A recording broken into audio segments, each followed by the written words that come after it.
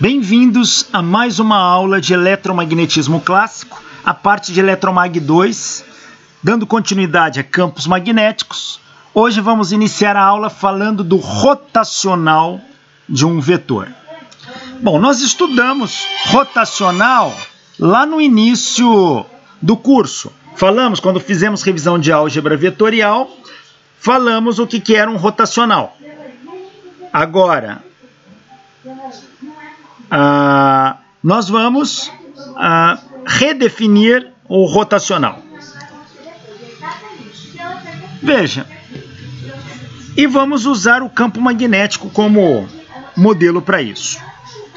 Imagine que eu tenho um ponto no espaço, onde neste ponto eu tenho um campo magnético H.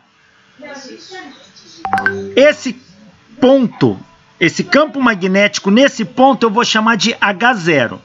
E ele tem coordenadas HX0 a X, mais HY0 a Y, mais HZ0 a Z.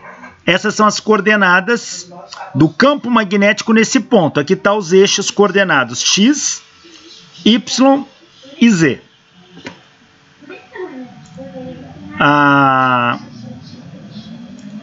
Então, isso aqui é a mesma coisa que eu tivesse escrito o campo H0 assim, ó. H0 é igual a um HXI mais um HYJ mais um HZK. Como ele está neste ponto, e eu estou chamando o índice aqui de zero, um H0X, um H0Y, um H0Z. A X, a Y e a Z é a mesma coisa que I e JK. Então eu tenho um campo nesse ponto. E eu quero pegar um caminho fechado em torno deste ponto. Então eu vou fazer esse caminho aqui, olha. De 1 até 2, de 2 a 3, de 3 a 4 e de 4 a 1. E eu quero ver como que o campo magnético está variando ao longo deste caminho.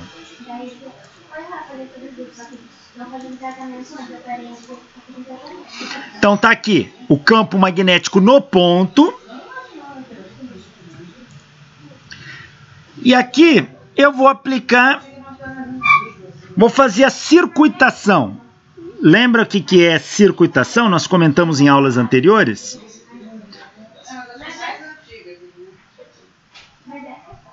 Circuitação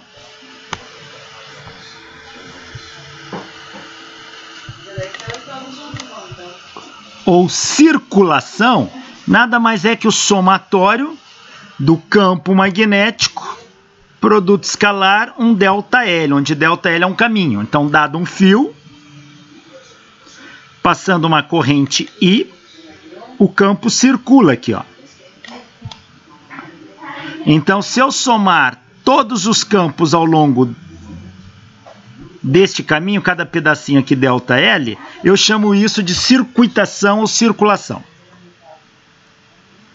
Vamos calcular quanto que vale a circulação do campo aqui, ó, em torno deste ponto.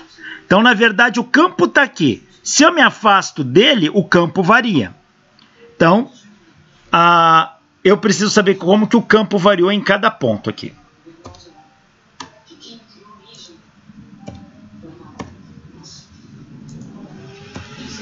Então tá aqui.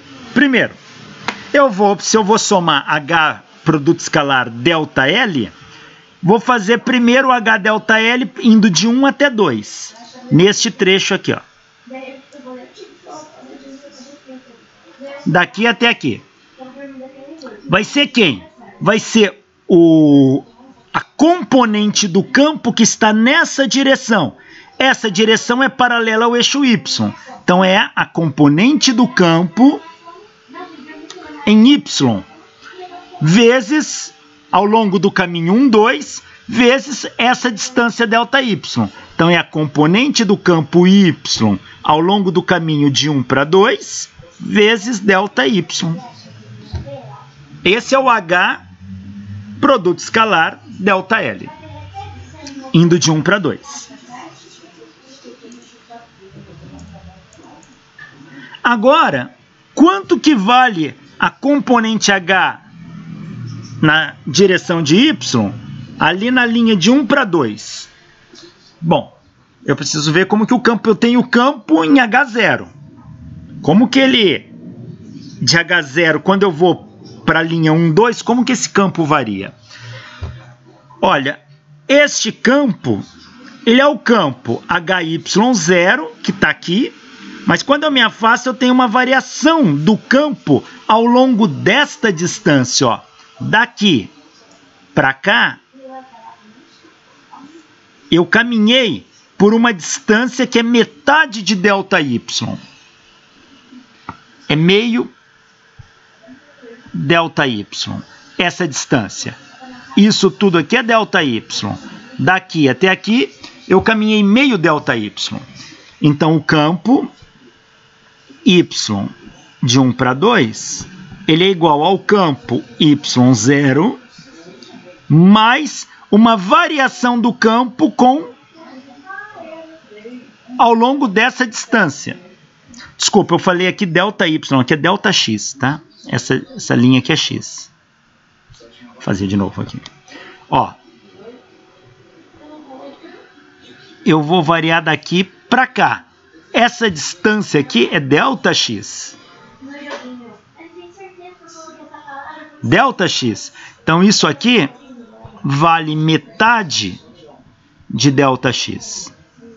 Então, o campo HY de 1 para 2, ele é o campo no ponto 0, Y0, mais a variação do campo em Y ao longo de X, vezes a distância que eu caminhei aqui, que é meio ΔX. É o que está escrito aqui. É assim que o campo varia. Alguém fala, professor, mas de onde que sai isso? Isso é uma expansão em série de Taylor em torno do ponto Y0. Lembra de uma expansão em série de Taylor? Dado uma função f no ponto f de x, eu quero ver como que ela se expande em torno do ponto x0. Então, ela é f de x0 mais a derivada primeira no ponto x0, que multiplica x menos x0. No nosso caso, a nossa função é o HY de 1 para 2. Ela é o HY0 mais a derivada de H com Y. Com X, né? Na verdade, porque ele está variando ao longo da linha X. Vezes essa variação é a distância que ele caminhou, que para a gente é metade de ΔY.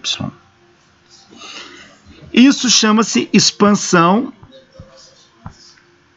em série de Taylor, lá do cálculo 1.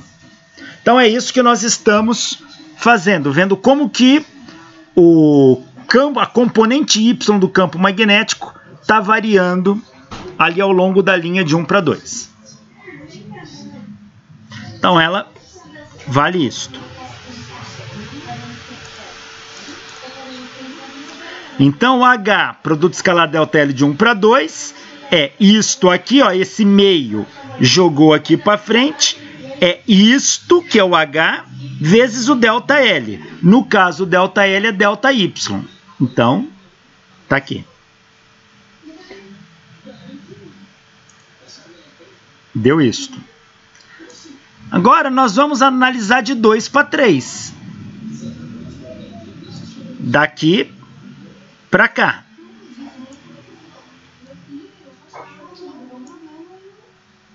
Indo daqui para lá. É a mesma coisa. É a componente, veja, esta linha de 2 para 3 é paralela ao eixo X. Então, é a componente X de 2 para 3. Indo daqui para cá, eu estou contrário ao eixo X. Então, o produto escalar dá negativo. Então, é menos ΔX aqui, ó. Este menos, jogo aqui para frente. Como que eu expando agora isso aqui em torno do ponto inicial ali? Como eu estou querendo no eixo X, então vou fazer uma expansão em Taylor ali. Ao longo dessa distância, eu tenho que variar o campo daqui para cá. Então vai ser o h de x no ponto 0 mais a variação de hx com esta distância paralela a ΔY. Então a variação de hx com y vezes esta distância que é metade de ΔY, que é meio ΔY. Deu igualzinho de cima, só que agora tem um menos aqui na frente. Então, o H é isso. O ΔX está aqui, ó. E quando eu analisar de 3 para 2, eu também vou... Isso aqui vai ser similar a de 3 para 4, vai ser similar a de 1 para 2. Só que agora eu vou ter um sinal de menos em ΔY aqui. E depois daqui para cá, eu vou ter um sinal de mais em ΔX. Eu faço os 4. O que é a circuitação? É somar tudo, fazer a volta completa. E somar todo o caminho, no fundo, é integrar. Então, a integral fechada de H produto escalar dl é somar o campo nos 4 caminhos, de 1 para 2, de 2 para 3, de 3 para 4, de 4 para 1. Se eu somar tudo isso, o que sobra é isto aqui, ó. dHy dx menos dHx dy vezes ΔX ΔY. O que sobra dessa soma é isto.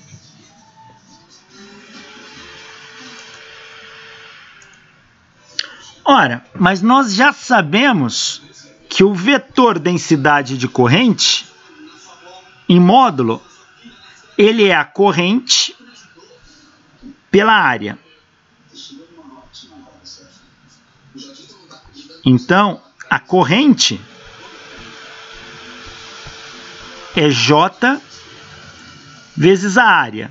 Se a minha área estiver no plano XY, vai ser ΔX, ΔY. Lembra que a corrente é sempre perpendicular a essa área, então a minha corrente aqui seria Z. Então, ΔI é a densidade de corrente em Z, ΔX, ΔY.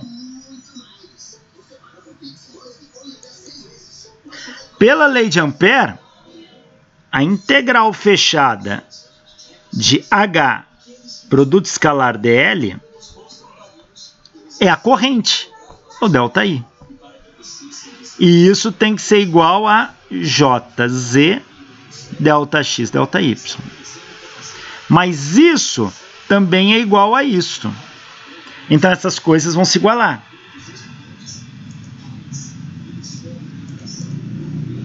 Então, ó, isto que é igual a corrente, que é igual a isto. Se eu dividir toda essa equação por ΔX ΔY, eu vou ter isso.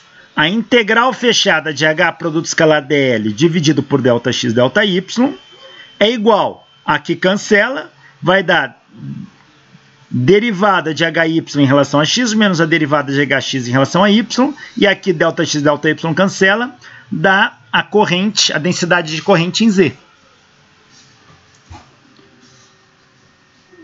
É claro que nós fizemos transformar esta soma numa integral é muito grosseiro.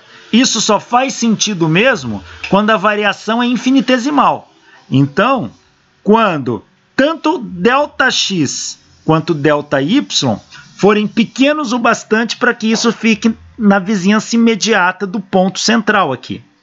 Então, para que isso aqui realmente vire uma integral, eu tenho que aplicar um limite. E no limite disto, quando ΔX e ΔY tendem a zero, aí isso sim é uma verdade. Quando tem esse igual com ponto, quer dizer só uma equivalência. Aqui é uma igualdade mesmo. Então aqui se torna igual.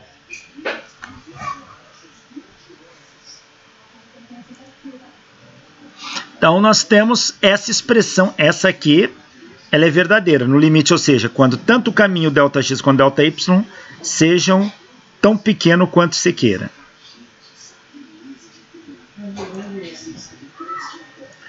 É claro que eu fiz a área no plano XY.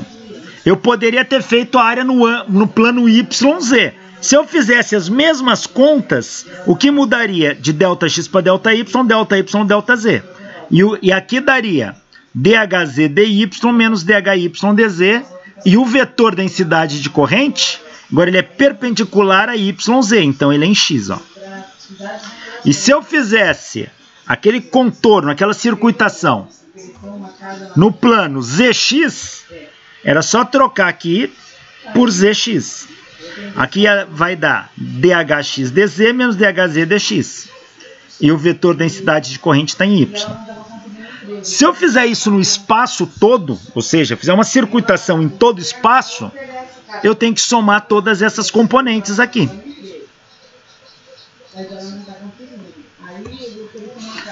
E no espaço eu somo todas essas componentes.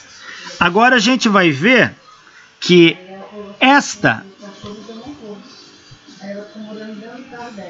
este limite da integral fechada de HDL pela área tem um nome.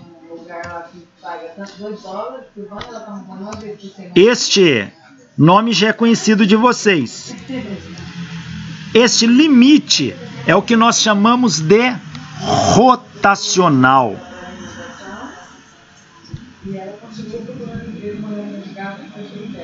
Rotacional. Em inglês, curl. Curl, H é rotacional de H. A curl é rotacional em inglês, é espiralado, enrolado, encaracolado, tá? Então, curl é a mesma coisa que rotacional. Em português a gente abrevia por hot, ao invés de falar curl, tá? Mas os livros que estão em inglês, aparece a palavrinha aqui, curl, que é rotacional. Então, o rotacional de H, ele é o limite da integral fechada de H produto escalar dl, dividido pela área, onde a área tende a zero. Tá? E esse rotacional, esta área aqui, esse rotacional ele vai dar um resultado perpendicular a esta área aqui. Ó. O rotacional total tem que somar aquelas três componentes. Então, se eu somar aquelas três componentes, vai me dar isto.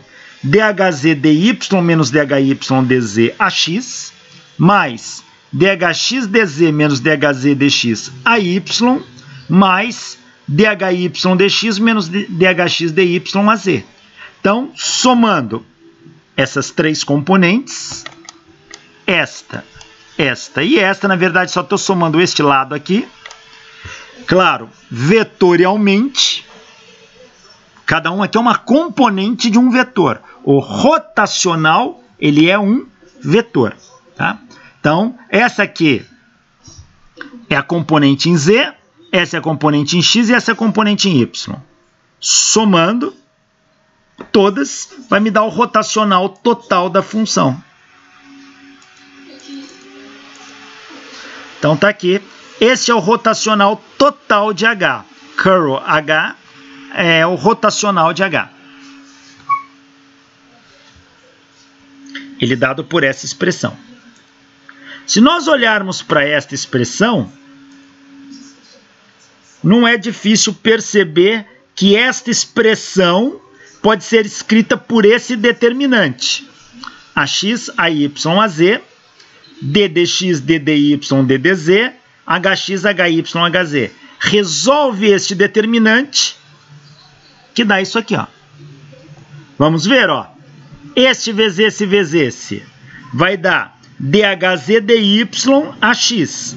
DHZ dy AX.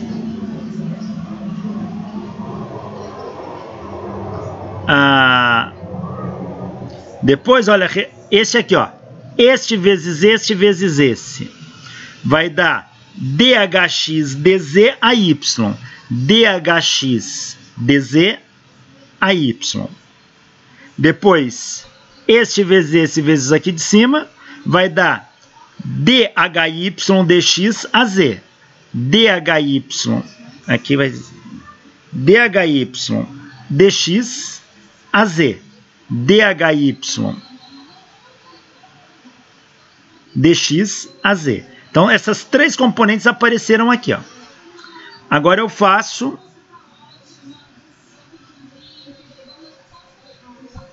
menos este vezes esse. Vai dar dHx dy a z. dHx dy a z. Essa componente aqui já foi inteira. Agora, este vezes esse vai dar dhz dx a y. dhz dx a y, aqui, ó. Isso aqui já foi tudo. E esta componente, ó, esse vezes esse, vai dar dhy dz a x. dhy dz a x. Então, foram todas as componentes. Ou seja, esta expressão é equivalente a este determinante. Então, o rotacional pode ser calculado por um determinante. E isso a gente já sabia. Estudamos lá no início do curso, lá a parte de Eletromag 1, quando vimos álgebra vetorial, análise vetorial. Nós vimos que o rotacional de um vetor, imagina o rotacional de um vetor A. A gente escreve ele assim, rotacional como sendo o produto vetorial do nabla pelo vetor A. O rotacional do A era um determinante IJK ddx, ddy, ddz, ax, ay, az. É justamente o que nós acabamos de escrever. Só cuidado, os vetores unitários também podem aparecer na forma ax, ay, az. Tá? Isso não pode ser motivo de confusão. Então, no nosso aqui apareceu assim. Ax, ay, az. Mas é a mesma coisa. E aqui onde era o nosso vetor A aqui, agora há pouco apareceu o H. Só trocou a letra.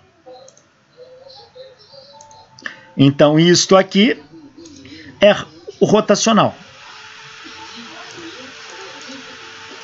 E o rotacional, a gente mostra lá na análise vetorial que ele é o produto vetorial do nabla por um vetor. Então, se eu pegar um nabla, quem é o nabla? Vamos lembrar. O nabla é o operador diferencial vetorial escrito assim. Del ρ, del x.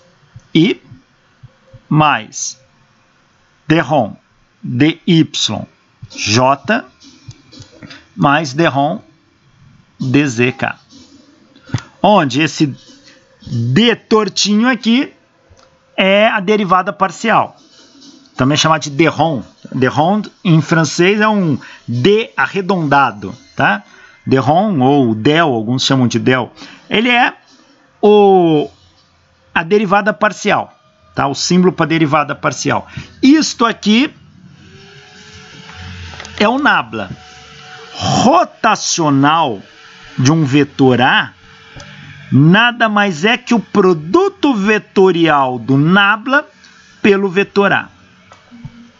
E isso nós vimos lá no... Quem não se lembra, volta nas aulas, está nas nossas primeiras aulas ali.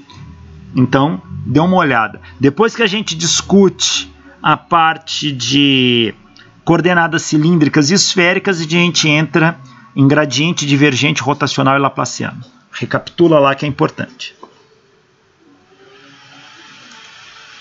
Então, rotacional de H, curl H, é o nabla produto vetorial H, que é dado por este determinante ou por essa expressão aqui. A gente pode escrever o rotacional em coordenadas cartesianas, cilíndricas e esféricas. Na verdade, em qualquer outro sistema de coordenadas, são os 3 que mais aparecem. Então, está aqui o rotacional escrito em coordenadas cartesianas, que é o que nós acabamos de deduzir. DHZ dy menos DHY dz ax, mais DHZ dz menos DHZ dx AY, mais DHY dx menos DHX dy AZ. Esse é o rotacional escrito em coordenadas cartesianas. Tá? Peraí, eu acho que tem algum erro nessa expressão. Isso aqui é tirado do livro, mas... Deixa eu...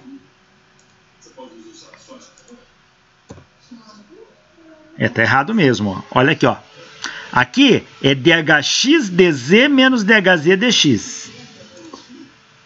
Aqui está DHZ dz menos... Aqui é DHZ dx.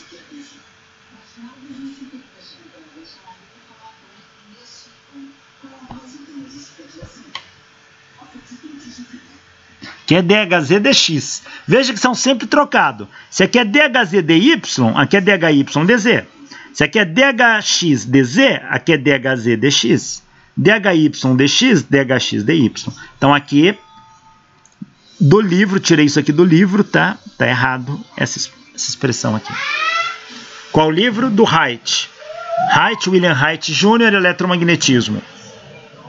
Então, tomar cuidado, porque foi um erro de digitação aí do livro. Aqui está o rotacional escrito em coordenadas cilíndricas. Ele é 1 sobre ρ DHZ dρ menos DHφ dz a ρ, mais DHρ dz menos DHZ dρ a φ, mais 1 sobre ρ d de ρHφ dρ menos DHρ dφ a z. E aqui o rotacional em coordenadas esféricas, uma expressão mais longa, mais trabalhosa. O rotacional de H em coordenadas esféricas é 1 sobre r seno θ, que multiplica d dθ de Hφ seno θ menos dHθ dφ a r, mais 1 sobre r, que multiplica 1 sobre seno de θ de vezes dhr dφ menos ddr de rHφ a θ, mais 1 sobre r ddr de rHθ menos dhr dθ a φ.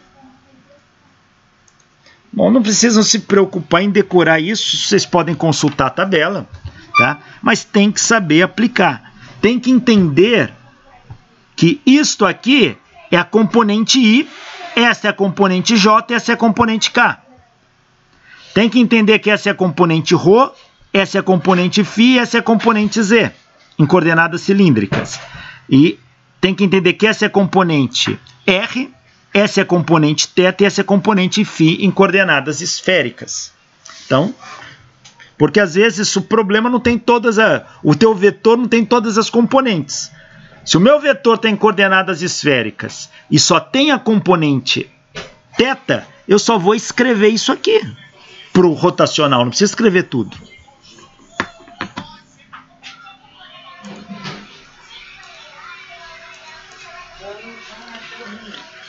Então, o rotacional, o nome não chama rotacional à toa.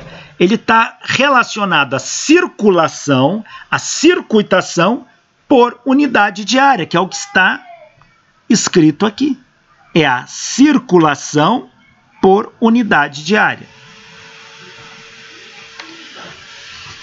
Como que a gente mede um campo rotacional? Veja, os vetores têm que rotacionar. Ou tem que, se eu tiver um campo vetorial assim,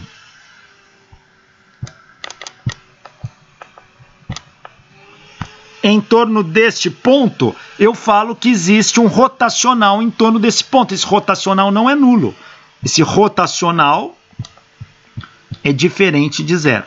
Tá? Ele não é nulo. Porque os vetores estão promovendo uma circulação ao longo dessa área. Existe um processo mnemônico para associar, saber se os vetores têm rotacional não nulo. Você imagina um catavento que você coloca aqui no meio. Então imagina um catavento assim. Coloca as pás aqui do catavento.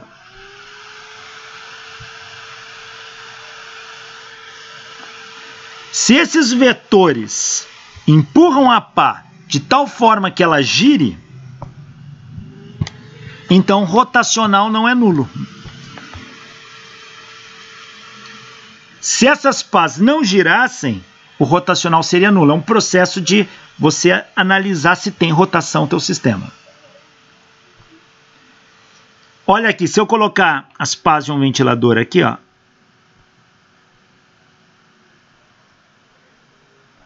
é natural que esses vetores que estão aqui, ó, vetor sempre tangente a essas linhas de força aqui, ó, vai ter um vetor para cá, um vetor para cá, um vetor para cá, um vetor para cá. Então isso provoca rotação. Então aqui eu tenho uma circulação nesta área. E rotacional é circulação por unidade de área. Se eu tiver este campo vetorial, coloca meu...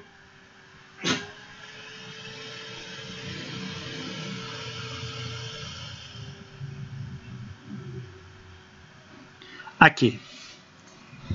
Aqui tem que tomar um cuidado um pouco maior.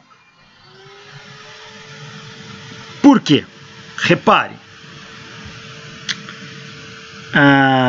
Os vetores não têm a mesma intensidade. Este vetor de cima é maior que o de baixo. Este vetor de cima vai empurrar para a direita, mas o de baixo também vai, mas é um cabo de guerra, o de cima ganha. Então, este sistema tende a girar para cá. Por quê? O de cima é mais forte que o de baixo. Então, ele tende a rotacionar esse sistema. Agora, se eu tivesse um campo vetorial assim.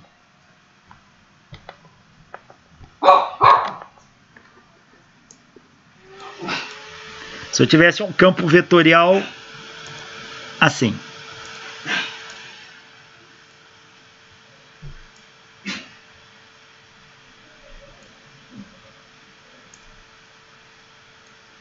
Todos os vetores de mesma intensidade.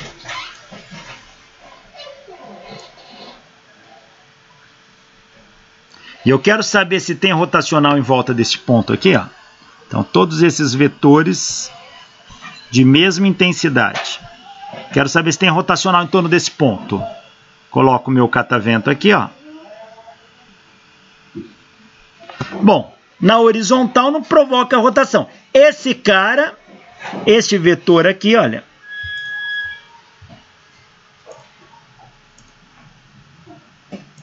Está empurrando aqui para a direita, com essa intensidade. Mas esse aqui também está empurrando aqui com a direita com a mesma intensidade. Se equilibram, não causa rotação. Então, neste caso, o rotacional é igual a zero. Mas, neste caso, o rotacional é diferente de zero. Então, neste aqui. Então, a gente começa a entender. Quando você tem campo rotacional, quando você tem circulação por unidade de área.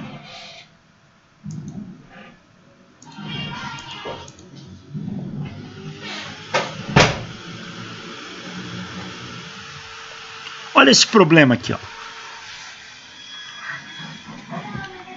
Determinar o rotacional do campo magnético mostrado na figura na circuitação em torno do ponto 00Z1 em Y igual a 0, onde Z1 é maior que a metade de D, para um campo H igual a 0,2E² AX.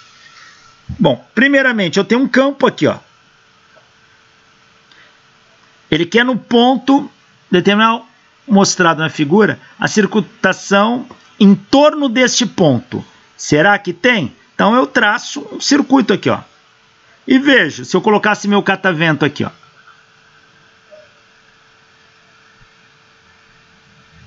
O que vai acontecer? O vetor de cima é bem maior que o de baixo. Então, no seu equilíbrio, isso aqui vai rotacionar. Então, eu tenho um rotacional não nulo aqui. Eu tenho um rotacional não nulo. Então, agora, nós temos que calcular este rotacional. Então, tracei em torno desse ponto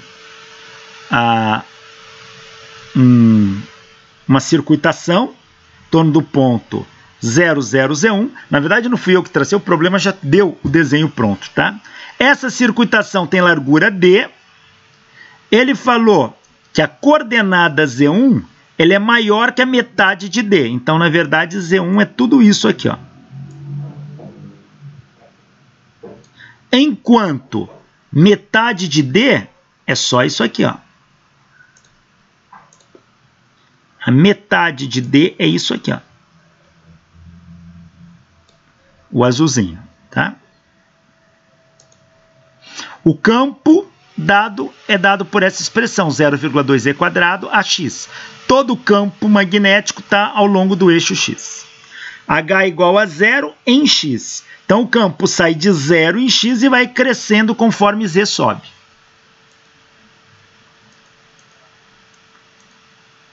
Então, calcular o campo magnético, nós não precisamos, pois ele já deu, mas calcular o rotacional nada mais é do que a circuitação por unidade de área. A circuitação é H produto escalar dl, que sai lá da lei de Ampère. Então, vamos calcular isso aqui. Veja, quem é o H? É 0,2, coordenada de Z ao quadrado a X. Quanto que vale a coordenada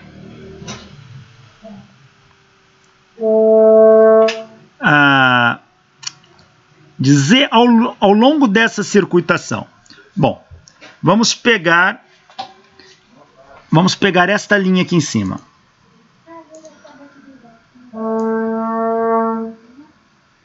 Quanto que vale o campo ali? O campo vale 0,2E².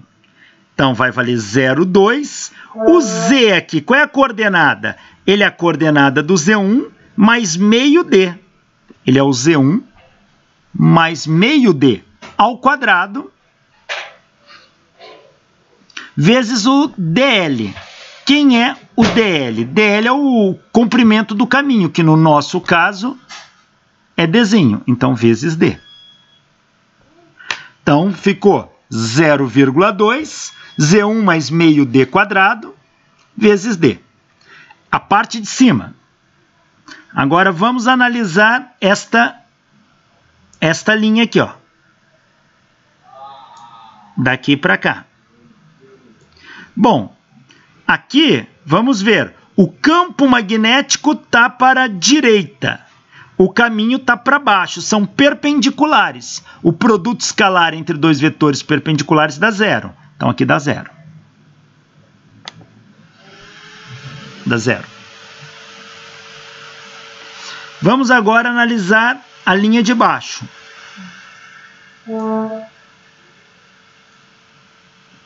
Na linha de baixo, eu estou contrário ao eixo X. Então, produto escalar... lembra que como que eu faço produto escalar HDL?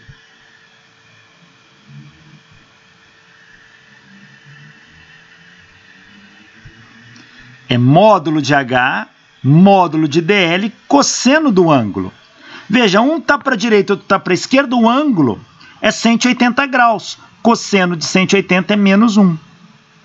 Então, isso aqui fica menos HDL. O menos está aqui. O H está aqui e o DL vai aparecer. Então, como que fica isso? Menos 0,2E². Quem é o Z aqui? Ele é a coordenada Z1 é tudo isto menos esse pedaço aqui, ó. Então, é Z1 menos esse pedaço, não, desculpa, tá errado, menos este pedaço interno aqui, ó. Então, é Z1 menos meio D. É a coordenada Z ao quadrado vezes o DL, que é a distância D. Então, tá aqui. E, por último, esta lateral aqui, que ela também é perpendicular ao campo, o produto escalar dá zero. Então, aqui dá zero. Tá aí. Fizemos a circulação. Soma tudo isso. Fazendo essa soma, dá 0,4 Z1 D quadrado.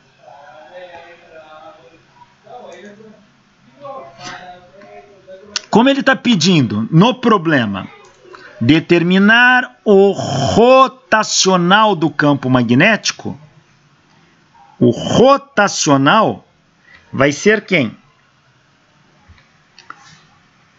Veja, eu vou rotacionar. O vetor rotacional, na verdade, ele é perpendicular ao plano de giro. Se o plano de giro é este aqui, o vetor rotacional aponta para cá, na direção de Y, tá? Então, o rotacional aqui na direção de Y. Como que eu calculo o rotacional? É o limite da circulação dividido pela área. Quem é a área deste retângulo aqui, deste quadrado? D vezes D, que é D quadrado. Então, é o limite da circulação pela área quando o lado aqui tende a zero. Então, D tende a zero. Então, vai ser o limite de 0,4 Z1 D quadrado, que é isso aqui. Está aqui. Dividido por D quadrado, quando D tende a zero. Ora, D quadrado cancelo com D quadrado. Isso aqui sobra 0,4 Z1. Ou seja, o rotacional do campo magnético em torno do ponto central ali, de coordenada 00 Z1, ele dá 0,4 Z1. O módulo dele, obviamente.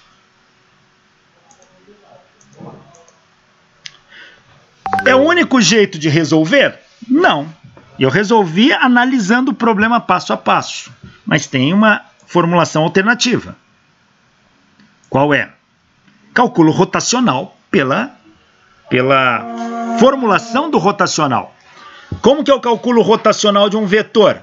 É o determinante AX, AY, AZ, DDX, DDY, DDZ, 0,2 Z quadrado, que é a componente HX, não tem HY, não tem HZ, então ponho 0, 0. Calcula esse determinante. Esse determinante é este vezes este vezes este. Vai dar 0. Este vezes este vezes esse de cá. Vai dar DDZ de 0,2Z quadrado AY, que é o que está aqui. E este vezes este vezes o Z. Como aqui, ó, eu multiplico por 0, zera tudo. Então nem escrevo. Menos. Agora eu faço este vezes este vezes este. Ó. Aqui não tem zero. Não. Mas eu estou derivando apenas em Y. E aqui só tem componente em Z. A derivada, então, aqui vai dar zero. Esse termo zero. Este vezes este vezes este. Então, isso aqui vai dar DDZ vezes zero, dá zero. Zerou. E aqui DDZ vezes esse, multipliquei por zero, zerou. Só sobrou este termo aqui, ó. A derivada de Z quadrado dá 2Z. O 2 cai aqui para frente multiplicando. 2 vezes 0, 2 dá 0,4 Z. No sentido de Y. Olha aqui, aqui já me deu vetorialmente. Ó. Compare essa resposta 0,4Z com esta resposta. 0,4Z. Aqui também é Z. Só que aqui a gente fez no ponto Z1. que fizemos genérico. No ponto Z1, seria Z1 aqui. É que aqui eu coloquei mais ali no ponto, em torno do ponto Z1, então meu Z igual a Z1. Fica 0,4Z1 na direção de Y. Tá aí. Isso é a maneira como se calcula o rotacional de um vetor em torno de um ponto.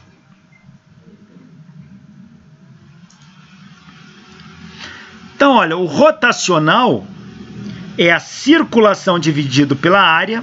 Se a área for dada por ΔX, ΔY, o rotacional me dá o vetor densidade de corrente em Z. Se o rotacional for dado pela circulação dividido pela área, que é dada por ΔY, ΔZ, isto vai ser igual ao vetor densidade de corrente em X. E se o rotacional for dado pela circulação dividido pela área obtida por ΔZ, ΔX, este rotacional vai dar o vetor densidade de corrente em Y. Então, o rotacional, se eu somar o total, é este termo mais esse. Então, isso no fundo, fazendo essa soma, vai me dar JX AX mais JY AY mais JZ AZ. Mas quem é isso? Isso é o vetor J, que está aqui, ó. Então, quando eu fizer essa conta, isso me dá o vetor J, o vetor densidade de corrente. Ou seja, o rotacional de H é igual a J. Em outras palavras, o rotacional do campo magnético circulando em torno de um ponto é igual ao vetor densidade de corrente naquela região de circulação. Então, esta é uma lei importante que a gente tira de tudo isso. Uma lei muito importante do eletromagnetismo. O rotacional do campo magnético é igual ao vetor densidade de corrente. Esta é a chamada segunda equação de Maxwell. Nós já estudamos a primeira. Primeira quando vimos a parte de... Quando nós estudamos a parte de a lei de Gauss da eletricidade. A lei de Gauss dava a primeira equação de Maxwell. Esta aqui, que sai do fundo da lei de Ampère, que a gente está trabalhando com o campo magnético, com a circulação, lembra, a lei de Ampère é esta aqui. A integral fechada de H produto escalar dl é igual à corrente que circula dentro dessa circuitação. Isso aqui é a lei de Ampère.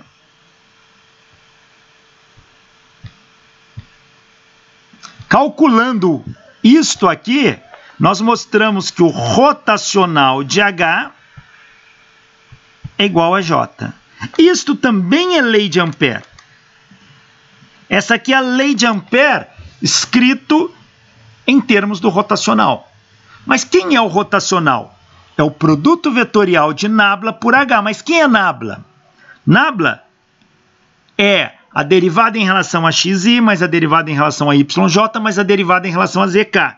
Então, isto aqui nada mais é do que a lei de Ampère escrita na forma diferencial. Então, essa aqui é a lei de Ampère na forma diferencial.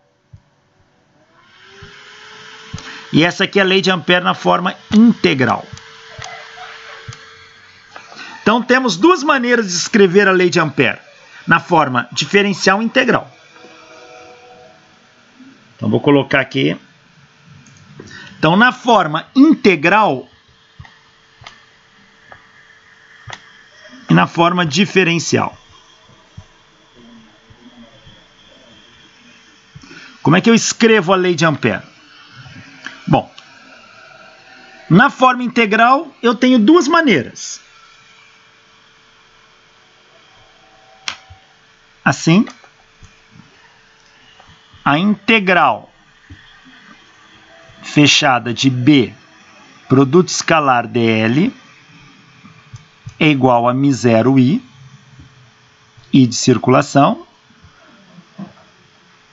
ou a integral fechada de H, produto escalar dl, é igual a I. Ambas, uma escreve em termos da densidade de fluxo magnético, outra escreve em termos do campo magnético.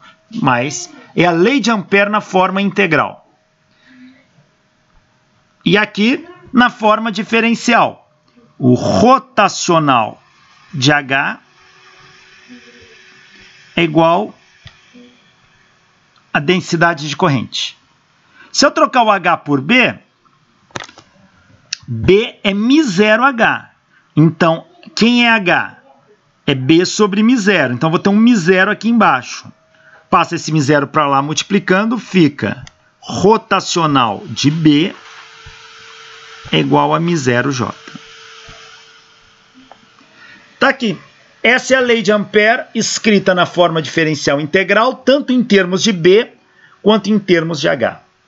Maxwell, James Clerk Maxwell, professor de física da Universidade de Edimburgo, no final do século XIX, ele estabelece os fundamentos do eletromagnetismo e predizendo a existência de ondas eletromagnéticas. Para isso, ele se baseou em 4 equações. Uma foi a lei de Gauss da eletricidade, tanto na forma diferencial quanto na forma integral. A outra foi a lei de Ampère, essa que nós estamos vendo. Por isso que ela é chamada segunda equação de Maxwell. Então está aqui a lei de Ampère na forma diferencial, a segunda equação de Maxwell.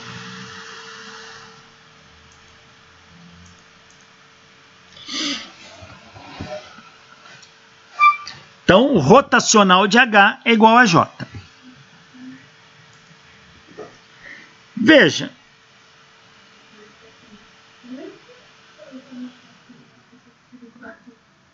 Nós vimos que a diferença de potencial ela é a integral de E produto escalar dl. Ora, mas se eu fizer um caminho fechado, eu vou pegar o ponto inicial é igual ao ponto final e a diferença de potencial dá zero. Só que isso aqui também é uma circulação.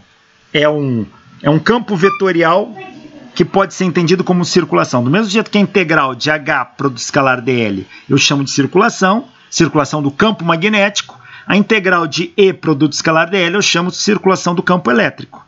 Só que neste caso ela dá zero. Zero. Ora, se eu fizer uma comparação com que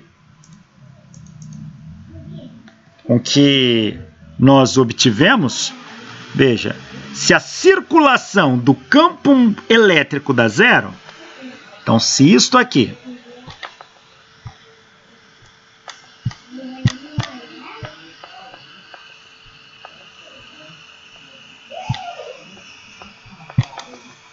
se eu dividir isso aqui tudo pela área, chamar ΔS aqui de área, e aplicar um limite aqui, quando essa área vai para zero, isto aqui vira o rotacional de E, pela definição. Isto aqui é o rotacional de E. E zero dividido por área dá zero. Ou seja, a gente mostra que o rotacional de E é igual a zero. Então, enquanto o rotacional de H dá o vetor densidade de corrente, o rotacional de E é igual a zero. Ele é nulo, um vetor nulo. Então, o rotacional de E, ele é um vetor nulo. E essa é a terceira equação de Maxwell. A a gente está trabalhando com campos estáticos, tá?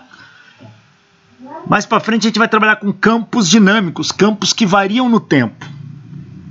E quem vai fazer o estudo desses campos oscilantes no tempo vai ser Michael Faraday. E Faraday mostra, quando o campo não varia no tempo, o rotacional de E, quando o campo elétrico não varia do tempo, o rotacional de E vai dar zero. Então, aqui só está dando zero porque a gente está pensando num campo estático. Se ele variar no tempo, não dá zero. E isso aqui também é chamado de lei de Faraday. Com essa cara não nos interessa muito. Porém, quando o campo variar no tempo, campo elétrico e campo magnético, este rotacional não dá mais zero, tá? Mas a gente vai chamar de lei de Faraday. Vamos usar esse nome assim mesmo. Esta lei de Faraday para campo estático, o rotacional do campo elétrico é nulo, e esta é a nossa terceira equação de Maxwell.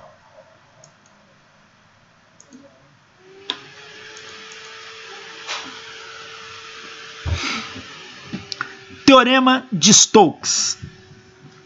O teorema de Stokes é um teorema matemático que vai nos permitir analisar como que ocorre a circulação de um vetor em relação a uma dada área, ou seja, ele tem a ver com rotacional.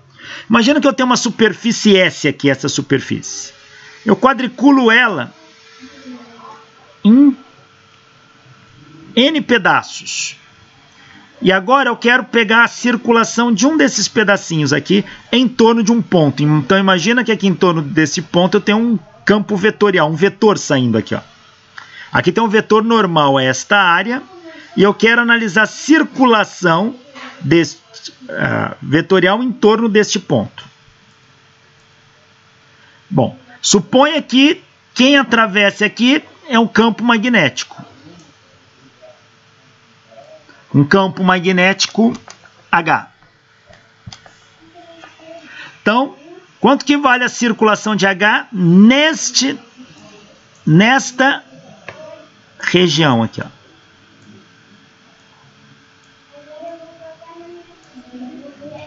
Só nesta região. Bom, a circulação é o rotacional.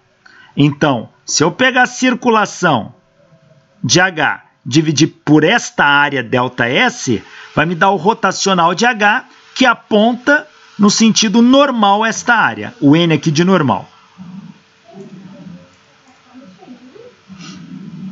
Como ele está apontando no sentido normal, eu posso escrever o vetor rotacional assim.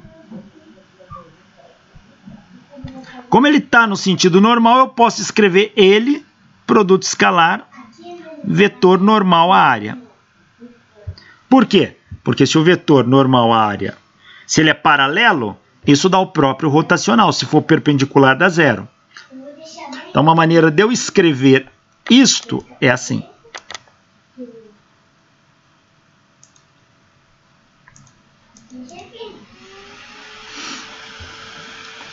Ora, eu vou passar esta área que está aqui para cá multiplicando.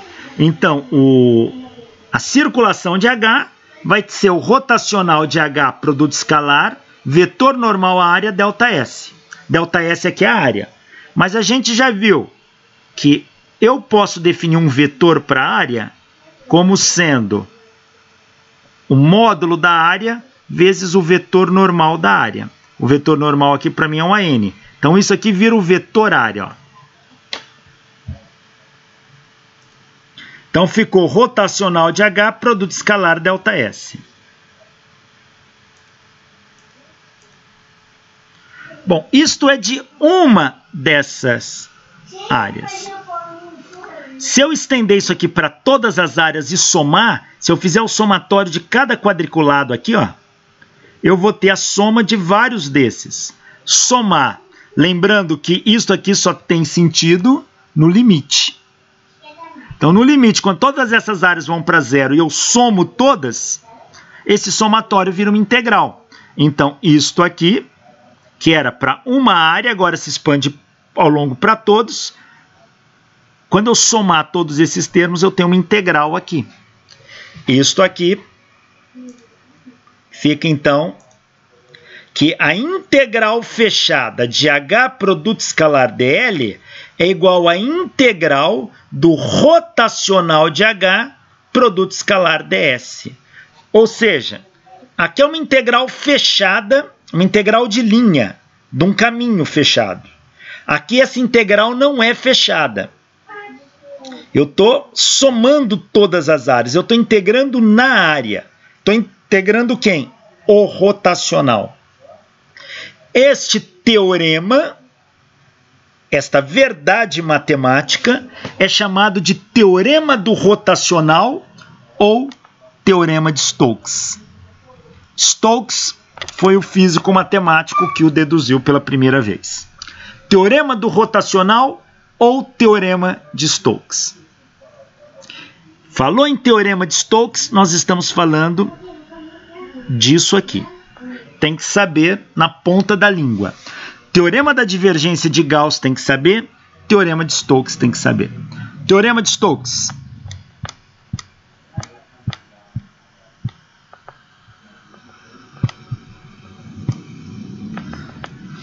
Dado um vetor qualquer aqui, eu vou chamar um vetor A qualquer. Como é que eu escrevo o teorema de Stokes para esse vetor A?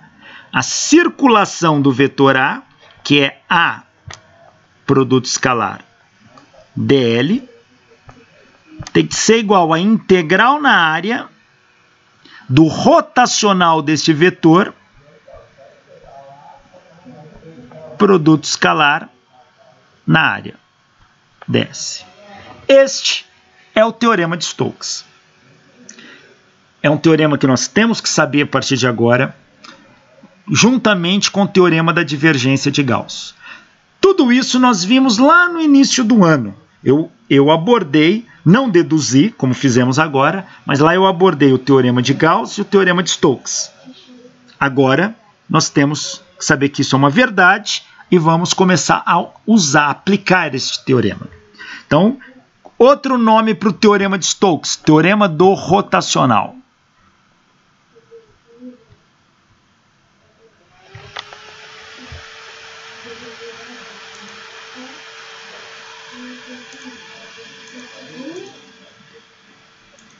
Então, este é o teorema de Stokes.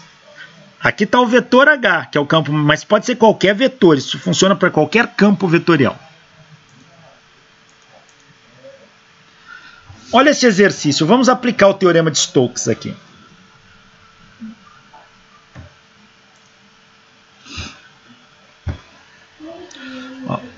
Considere a porção de uma esfera mostrada na figura. Isto aqui é uma porção de uma esfera, tá? Uma esfera, talvez estaria aqui, né?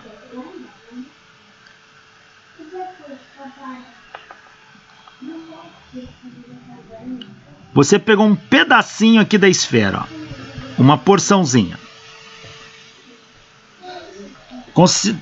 Considere a porção de uma esfera mostrada na figura. A superfície, essa aqui, ó, em azulzinho, é definida por R igual a 4. Então, isso aqui tem raio 4 metros. O ângulo θ para esta superfície varia entre 0 e 0,1 π radiano. O ângulo φ para esta área aqui varia entre 0 e 0,3 π radiano. E o caminho fechado que constitui o perímetro desse segmento da esfera é composto por 3 arcos de circunferência. Então, temos aqui o caminho fechado. 1, 2 e 3. Então, isso formam 3 arcos de circunferência. O primeiro arco, que tem o número 1 aqui, ó, é definido em coordenadas esféricas por R igual a 4. Esse arco, agora a gente não está falando da área, antes falamos da área. Agora estamos falando do arco, este arco aqui, ó. Ele tem raio igual a 4. O θ para ele varia de 0 a 0,1 π só. Ele não tem variação em φ. O segundo arco, esse 2 aqui, ó, ele tem raio igual a 4, o θ dele vale 0,1 π, então ele tem θ igual a 0,1, então todo esse pedaço aqui está neste ângulo de Z, ó. E o φ dele varia de 0 a 0,3 π. E o terceiro arco, que é este aqui, que está com o número 3, tem raio igual a 4, o θ dele varia de 0 a 0,1 π, e o φ dele é fixo em 0,3 π. Então ele me deu todas essas informações. Ele fala, dado um campo magnético H, valendo 6R seno de φ a R, mais 18R seno θ cosseno φ a φ, calcular ambos os membros do Teorema de Stokes. Ambos os membros do Teorema de Stokes são os dois lados do Teorema de Stokes. Então, ele quer que para este problema, você resolva o problema assim. Opa. Você resolva o problema assim. Resolva, vai te dar um valor. Depois você resolva assim. E tem que te dar o mesmo valor. É isso que ele está pedindo.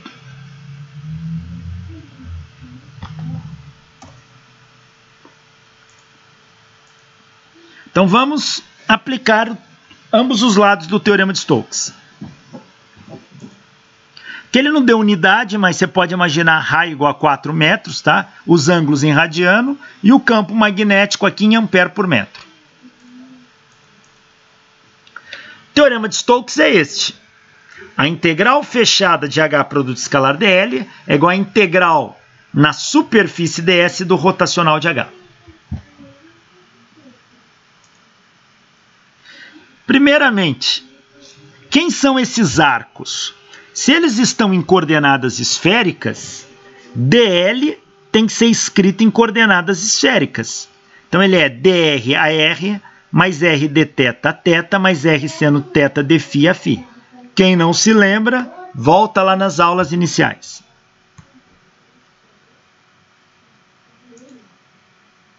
Então vamos calcular o primeiro membro aqui do Teorema de Stokes, a circulação aqui de H.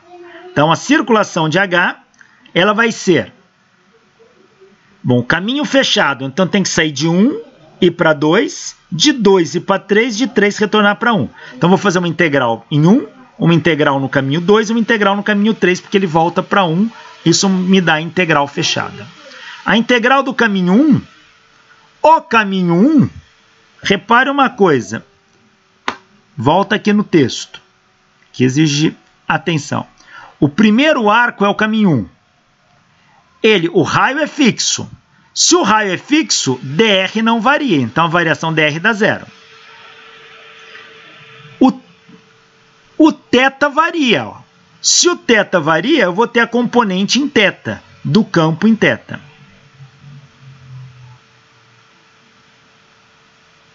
Então, e o φ não varia. Não vou ter a componente em φ, mas vamos escrever. Como que eu escrevo o campo magnético? O campo magnético H, ele vai ser uma componente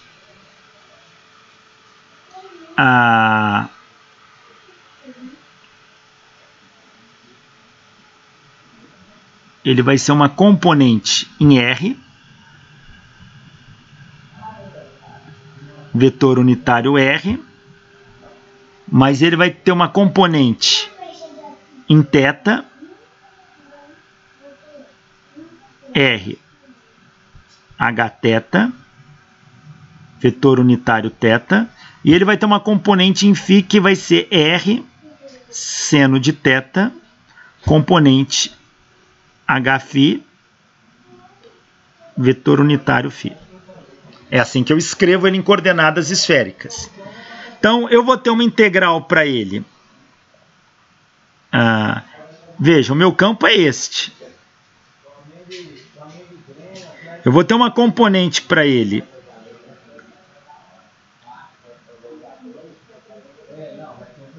Em R eu não vou ter, pois o campo não varia com R. O campo só varia com θ e com φ. Então, veja, Então, eu vou ter uma integral em θ para o arco 1. Para o arco 1, eu só vou ter a componente em θ aqui variando. O arco 1 só varia em θ. Então, vou ter apenas dθ. R dθ. Logo, quando eu fizer o produto escalar, o único componente que eu vou fazer o produto escalar é o hθ. O arco 2. O arco 2, ele não varia em θ, mas ele varia em φ. Então, o arco 2 só vou ter variação em φ. Então, é R seno θ dφ. Então, só vou ter a componente hφ aqui multiplicando. E o arco 3, olha, o arco 3 varia só em θ. Então, o arco 3 varia em θ, então vou ter a componente R dθ do comprimento e a componente do campo hθ.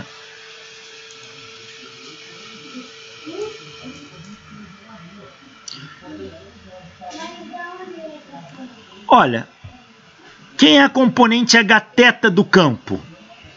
O campo é este. Hθ, ele tem R e tem φ, não tem θ, essa componente dá zero. Agora, ele tem θ e tem φ. Quem é hφ do campo? É esse cara aqui. 18R seno θ cosseno φ, 18R seno θ cosseno φ, vezes R seno θ, vezes R seno θ, dφ. E aqui entra com a componente hθ do campo. Ó. Como aqui não tem θ, essa aqui dá zero. Portanto, só sobrou essa integral para eu brincar. Então, essa aqui zerou e esta aqui zerou. Só sobrou esta integral aqui. Ó. Hφ é 18R seno θ cosseno φ. 18. O R é constante e vale 4. Então, é 18 vezes 4. Seno de θ para o arco 2, o θ vale 0,1π. Então, põe o 0,1π aqui. Ó. Cosseno de φ, que o cosseno de φ varia. Vezes R seno θ. O R vale 4, seno de θ é 0,1π dφ. Eu vou integrar de quanto a quanto? Eu estou integrando φ. O φ varia, olha, para o segundo arco, φ varia entre 0 e 0,3π. Então, vou integrar de 0 a 0,3π.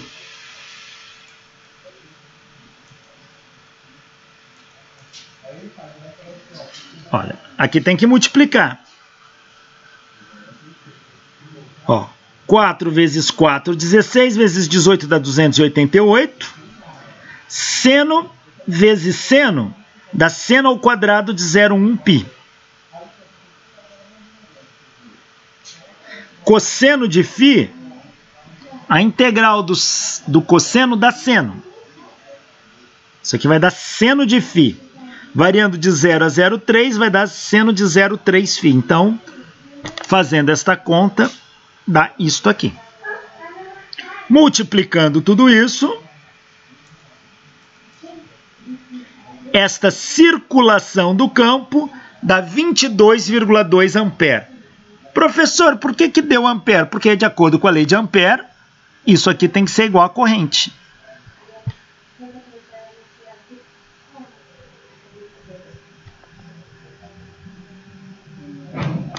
Isso é corrente. Então, isso aqui deu 22,2 ampere.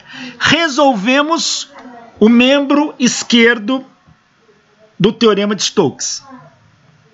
Agora a gente vai repetir o cálculo para o membro direito e espero que dê a mesma coisa. Tem que dar porque o teorema é verdadeiro. Por isso que chama-se teorema. Teorema ele é uma verdade matemática. Vamos resolver agora, começando pelo lado direito. O lado esquerdo deu 22,2 ampere. Primeiramente, eu tenho que calcular o rotacional de H. Está em coordenadas esféricas, está aqui o rotacional de H em coordenadas esféricas. Vamos ver quem são as componentes que eu tenho.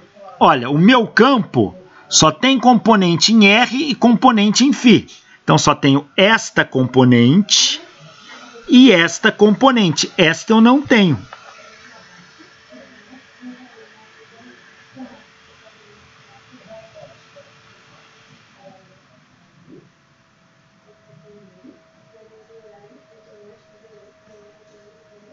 Ou tenho? Tem alguma coisa errada ou na minha digitação ou no livro. Deixa eu checar o livro aqui, só para ver se eu não copiei nada errado. Espera lá. Porque ali o campo só tem componente R e φ.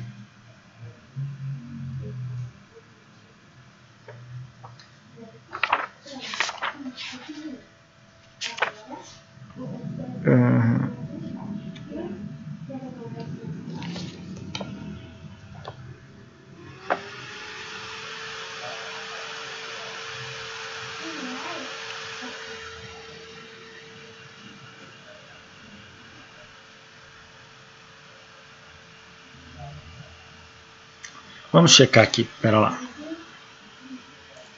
Então, olha, vamos ver quais são as componentes do campo que eu tenho. Aqui eu tenho componente em R. Então, isso aqui eu vou usar. 1 sobre R seno θ está aqui. Derivada de Hφ seno θ dθ. Aqui eu tenho 6R. Como 6R é constante, eu tiro isso da derivada.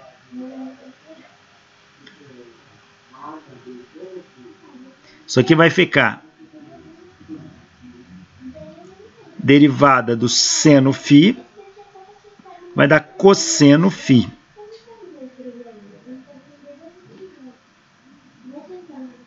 Deixa só.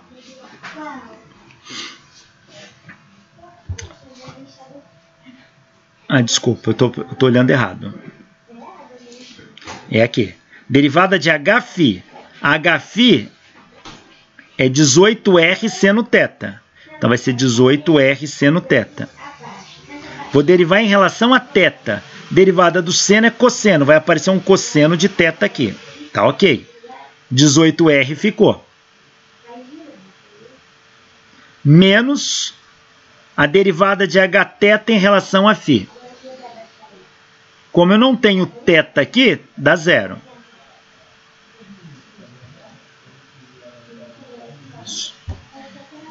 Aqui o cosseno φ ficou. E este seno vem da própria equação. Até aqui está tudo certo. Ok, confirma. Que 18R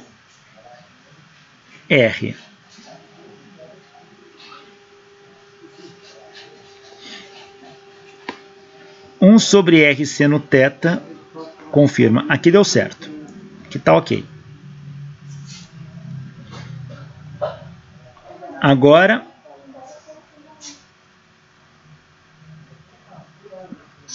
este termo aqui, vamos ver. 1 sobre R, 1 sobre R, 1 seno θ, derivada de HR em relação a φ, faço essa derivada, dá isso, tá ok. Menos RHφ. Multiplico aqui, vai dar um R quadrado. Em relação a R, vai dar 2R, vai dar 2 vezes 18, 36. Aqui tá certo, ok. Então, aqui também tá ok. E aqui também tá ok. Aqui, 1 sobre R. 1 sobre R. Derivada de Hθ. Aqui, eu não tenho Hθ. Aqui é zero, esse termo zero. Derivada de HR em relação a θ. R não depende de θ, que zera também. Então, este termo zerou. Desculpa, eu tinha falado esse porque eu olhei aqui, só tem essas componentes. Não, mas essas componentes é do H. Essas componentes são do rotacional. Tá? Então, eu fiz bobagem aqui. Mas, conferindo, as contas estão certas. Ou seja, fazendo rotacional, pegando essa componente, HR, substituindo aqui. Pegando esta componente, Hφ, substituindo aqui. Substituindo aqui. E onde é Hθ eu ponho 0.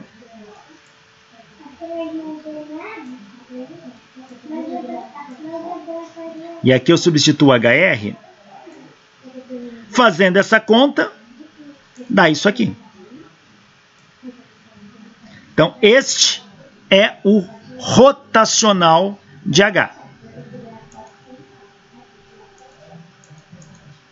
Então, está aqui o rotacional de H.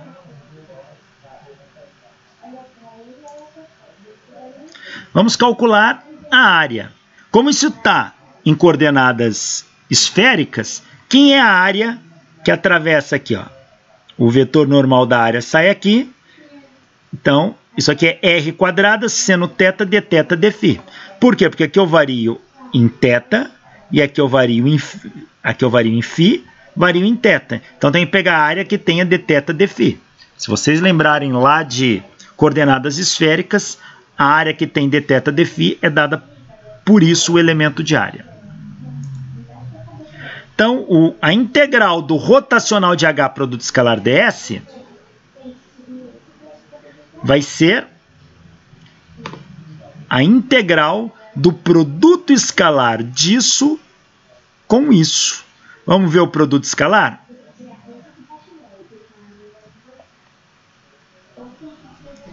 Olha, esta área aqui dθ dφ, o vetor normal dela está aqui, ó. Ao longo do raio. Então, essa aqui tem um vetor normal AR.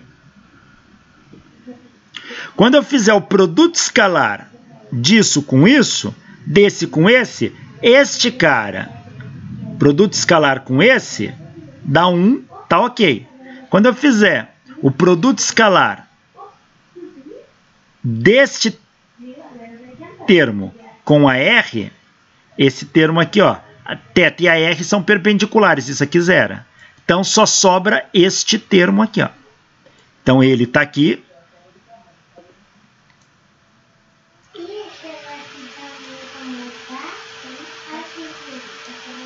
E sobra este termo, seno θ dθ dφ, que está aqui. A integral disso, como eu tenho agora duas variáveis dθ e dφ, eu vou ter que ter duas integrais. Duas diferenciais, duas integrais. Isso vira uma integral dupla. Ó. Então, aqui ficou.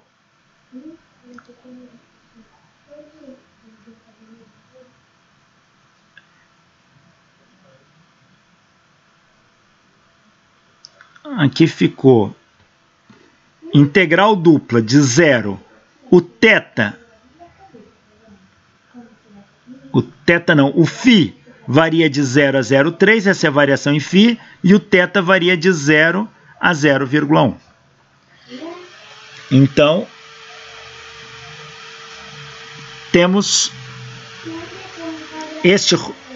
essa integral dada por isso. Resolvendo agora essa integral, e aqui ela é relativamente tranquila de resolver, eu vou integrar em θ.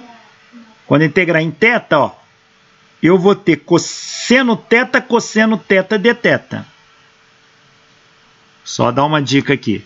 Se eu tenho uma integral de seno θ cosseno de θ dθ, eu posso multiplicar e dividir por 2. Não altera nada. O que vai acontecer aqui? Relação trigonométrica. 2 seno θ cosseno θ é igual a seno de 2θ.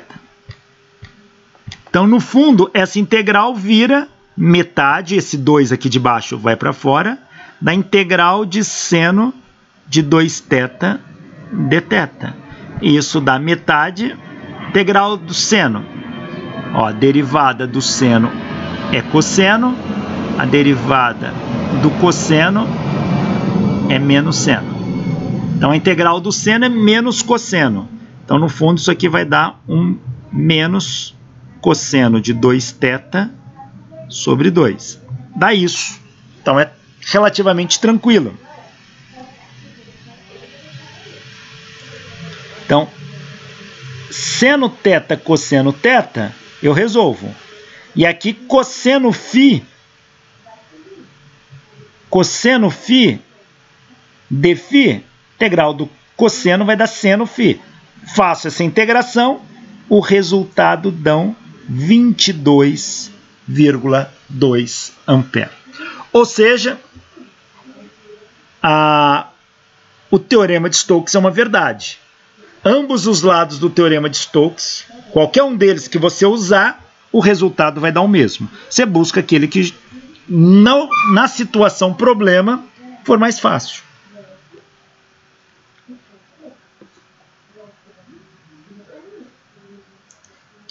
Então aqui tudo certo. Aqui parece que está faltando um R, mas não está. Aqui tem um R aqui, mas tem um R embaixo. Ó, cancela, ó, sumiu.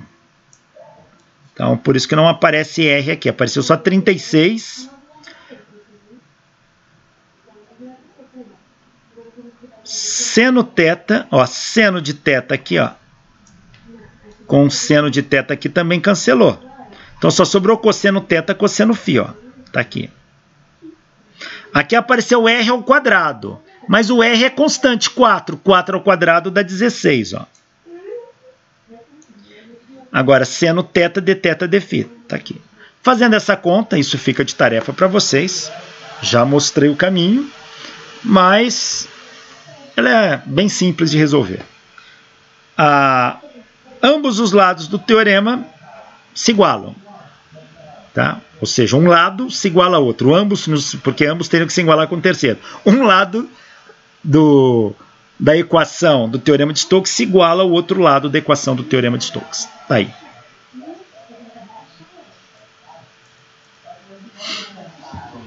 Bom,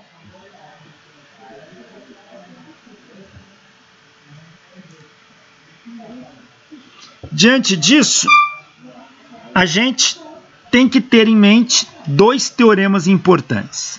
O teorema da divergência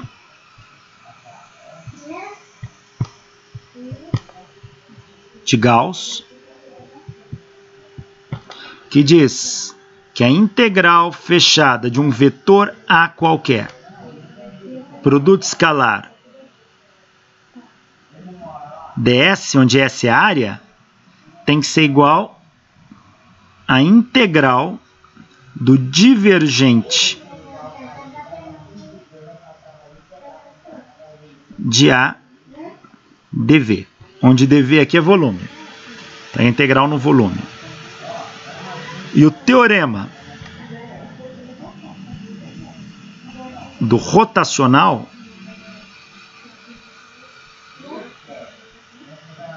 também chamado de Stokes, diz que a integral fechada de A, produto escalar dl, é igual à integral na área do rotacional de H, produto escalar ds. Então são esses dois teoremas que tem que estar muito fresco na memória aí.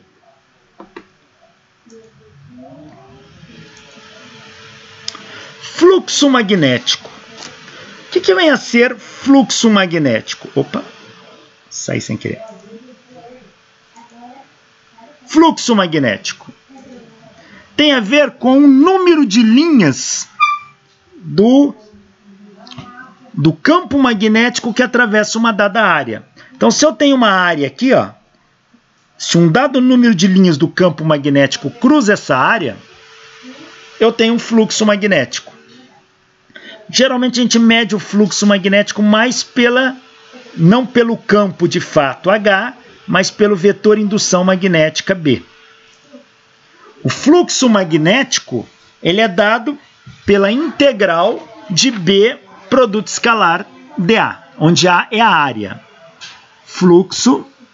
O fluxo magnético ele pode ser entendido como a integral de B produto escalar vetor normal à área dA, ou o vetor área aqui, ó, dA.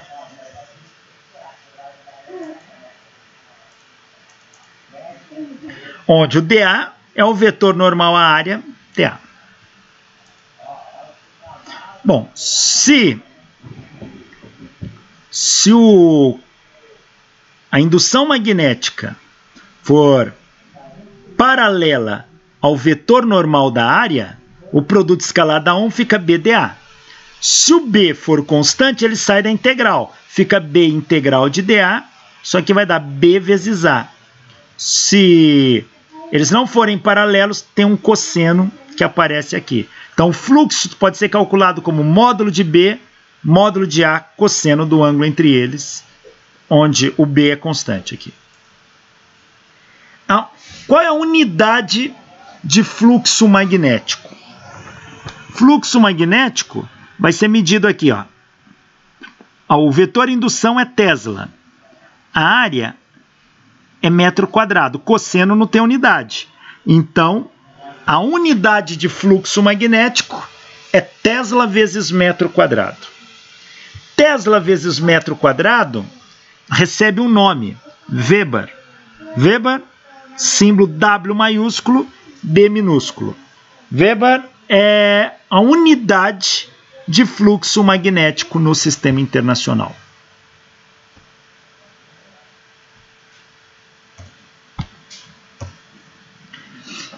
Então veja, se 1 Tesla vezes metro quadrado é 1 Weber, então 1 Tesla, passa o metro quadrado para lá dividindo, é 1 Weber por metro quadrado. Então, 1 Tesla é 1 Weber por metro quadrado. Se Weber é a unidade de fluxo magnético, por isso que Tesla é medida de densidade de fluxo magnético. É quanto de fluxo magnético eu tenho numa dada área. Por isso que o B, agora a gente entende o nome dele, é densidade de fluxo magnético.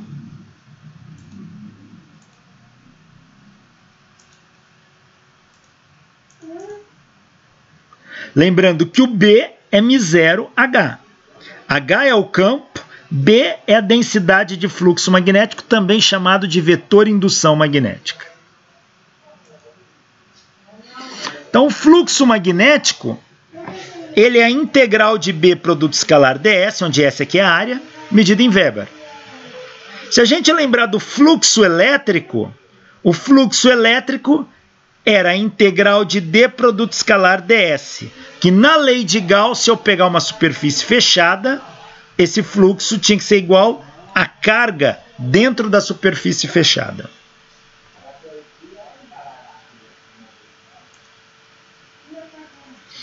Lei de Gauss do magnetismo. Lei de Gauss do magnetismo.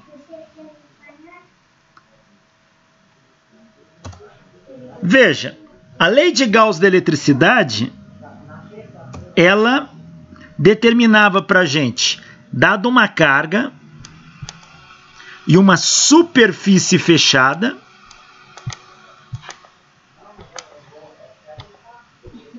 as linhas do campo elétrico que atravessa a superfície fechada produzem um fluxo.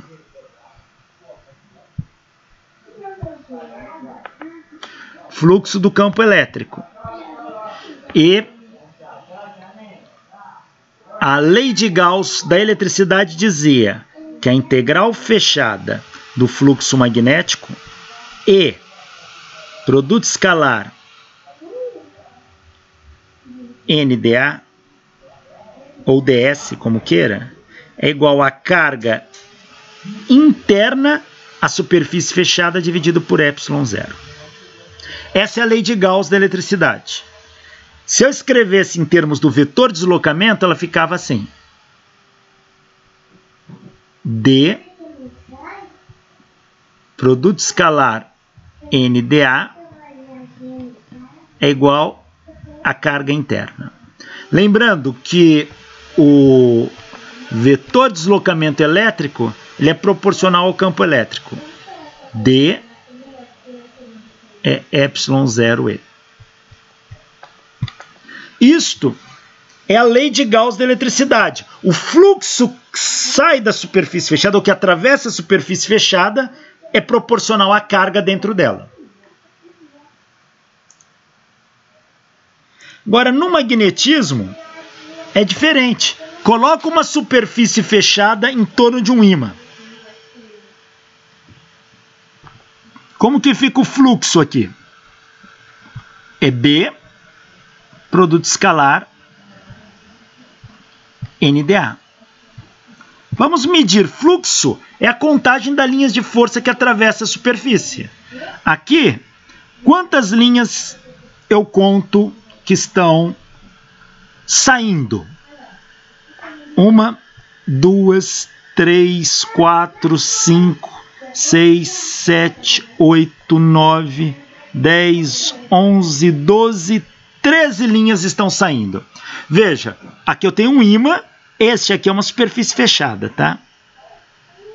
Isso aqui é uma superfície fechada. Então eu tenho 13 linhas saindo. O que sai eu considero positivo, então o fluxo é mais 13. Vamos ver quantas que estão entrando. O que estiver entrando eu considero negativo. 1, 2, 3, 4, 5, 6, 7, 8, 9, 10, 11, 12, 13. O que está entrando são 13 linhas. Sai de um lado e entra do outro. Entrando é negativo, menos 13. O fluxo líquido dá 0. Ou seja, no caso de um ímã, o número de linhas que saem do polo norte entram no polo sul. De tal maneira que, se você envolver isso por uma superfície fechada, o fluxo líquido é 0.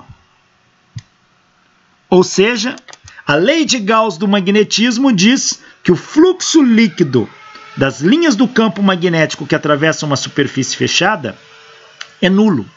E por que que dá 0? Porque o que sai do polo norte entra no polo sul. Não existe polo magnético sozinho. Se só existisse um polo norte ou um polo sul isolado, não daria 0.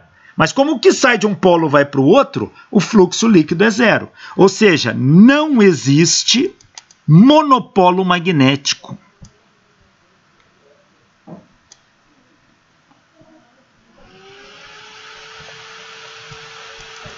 O que é monopolo magnético? Um polo só. Não existe um polo norte isolado ou um polo sul isolado.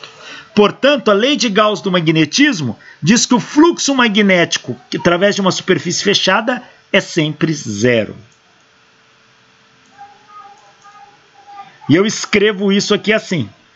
O fluxo, que é a integral fechada de B produto escalar dA, é igual a 0. Esta é a lei de Gauss do magnetismo. Veja, se eu lembrar do teorema da divergência, a integral fechada de A produto escalar ds é igual à integral do divergente de A dV. Olha, se eu olhar para este cara aqui, só basta trocar o vetor A pelo vetor B. ds aqui é a área, dA aqui é a área. Então basta eu colocar o B aqui. Então como é que fica isso? Ó? A integral fechada de B produto escalar ds vai ser igual, pelo teorema da divergência, a integral do divergente de B dV. Ora, mas como isso aqui é igual a 0, isso aqui também tem que ser igual a 0. Se isto é igual a 0, o integrando é 0. Portanto, o divergente de B tem que ser igual a 0. Esta é a lei de Gauss do magnetismo na forma diferencial. Esta na forma integral e essa na forma diferencial.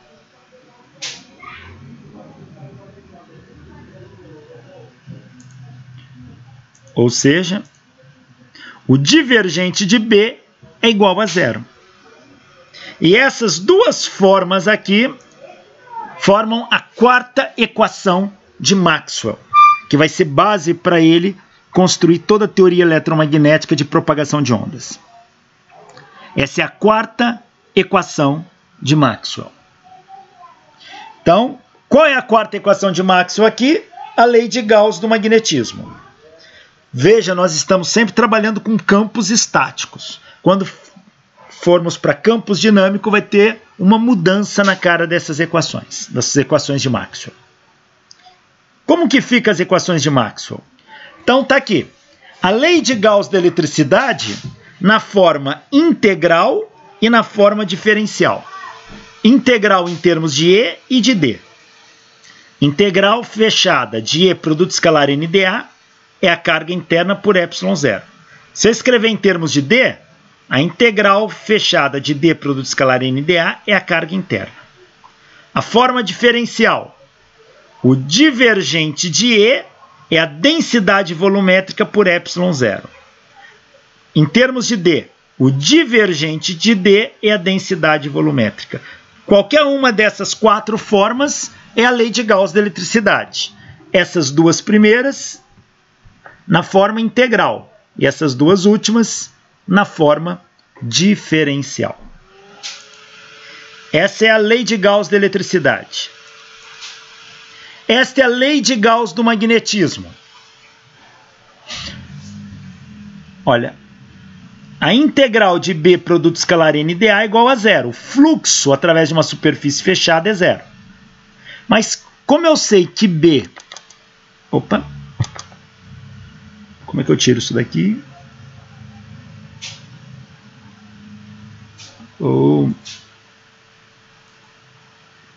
Como eu sei que B é μ0H, se eu colocar aqui μ0H, o μ0 põe em evidência, passo para lá, fica 0 dividido por μ0 dá 0. Então fica nesta forma. Outra maneira de escrever a lei de Gauss do magnetismo é integral fechada de H produto escalar NdA igual a 0. Escrever assim ou escrever assim é a mesma coisa. Então, aqui escrito em termos do vetor indução magnética, aqui em termos do campo magnético. Esta é a forma integral da lei de Gauss do magnetismo. E esta é a forma diferencial da lei de Gauss do magnetismo. O divergente de B é igual a 0. Ou se eu trocar B por μ0H, põe μ0 em evidência e passo para cá dividindo, fica o divergente de H igual a 0. Então, essas 4 formas correspondem à mesma lei de Gauss do magnetismo. 2 na forma integral, 2 na forma diferencial, para campos estáticos.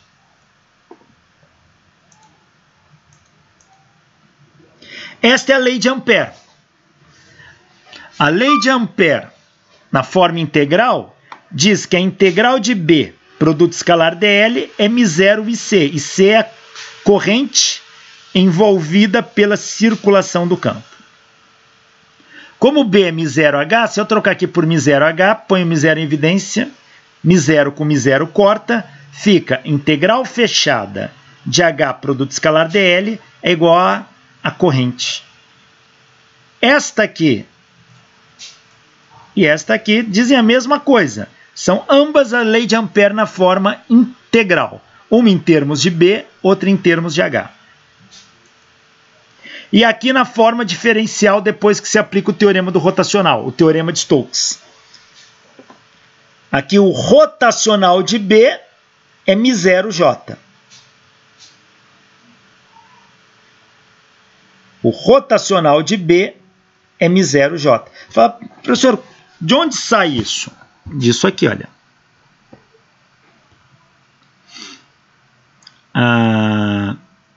Deixa eu ver. Fazer assim. A integral de B produto escalar dl é μ0i. Mas se eu aplicar o teorema de Stokes, eu posso falar isso aqui, ó. Pelo teorema de Stokes, a integral de B produto escalar dl é igual à integral do rotacional de B produto escalar ds. E isso tem que ser igual a μ0 e C. Ora, mas quem é a corrente? a gente já viu que eu posso escrever isso aqui então. Ó, isso aqui, ó. Vou escrever isso aqui. Integral do rotacional de B, produto escalar, ds, é igual a μ0. Quem é a corrente? A corrente pode ser escrita como integral de J, produto escalar ds. Ora, se essa diferencial é igual a essa,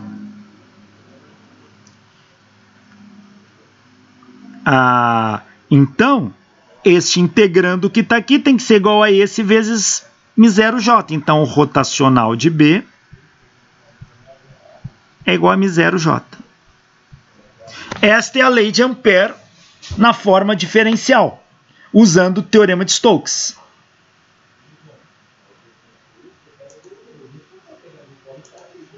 Então, está aqui. O rotacional de B é igual a μ0j. Se eu colocar B como μ0h, o μ0 cancela, fica rotacional de H igual a J. Essas duas formas aqui... Opa, não estas.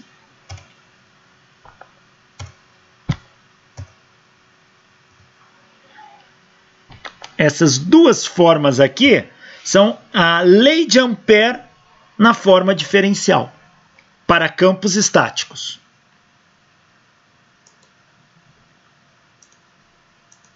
E por último, o que eu chamei de lei de Faraday, mas para campos estáticos, a integral fechada de E produto escalar dl dá zero, porque a diferença de potencial num caminho fechado é zero.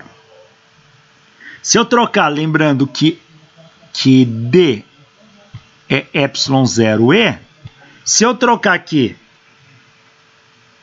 E por D sobre ε0, passo o ε0 multiplicando zero, fica integral de D produto escalar dl dá zero. Essas duas formas aqui é a lei de Faraday para campos estáticos na forma integral. E nós vimos que partindo disso, aplicando o teorema de Stokes, chegamos que o rotacional de E dá zero. Essa é a lei de Faraday para campos estáticos na forma diferencial. E se eu sei que D é ε0E, substituir aqui, eu obtenho que o rotacional de D é igual a zero. Ou seja, tanto um quanto o outro vai dar zero. Aqui tudo zero porque o campo é estático. Se o campo for um campo oscilante no tempo, variando no tempo, isso não dá mais zero. Tá? E isso a gente vai ver logo logo. Então, estão aqui as 4 equações de Maxwell. Na verdade, eu mostrei 16. Cada uma dessas é uma das equações de Maxwell escrito com uma cara.